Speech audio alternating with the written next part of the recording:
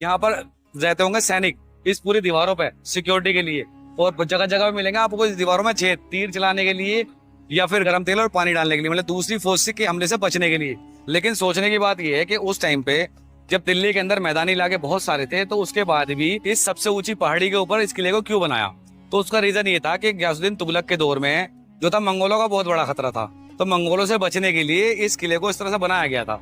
और ये कहा जाता है उस टाइम का तीसरा शहर। और शहर किलों को इसलिए कहा जाता था कि उस टाइम में जो थी जनसंख्या बहुत कम थी, और जो शहर की जो पूरी पब्लिक हुआ करती थी वो किलों के अंदर ही रहा करती थी। तो किलों को फिर इन दीवारों से सिक्योर किया जाता था। और गयासुद्दीन तुगलक ने अपने दौर में 29 बार मंगोलों का सामना किया था, तो वो जानते थे वो मंगोल जो है कितने खतरनाक हैं, और दुनिया के इतिहास में मंगोलों को जो सबसे खतरनाक और सबसे क्रूर माना गया है।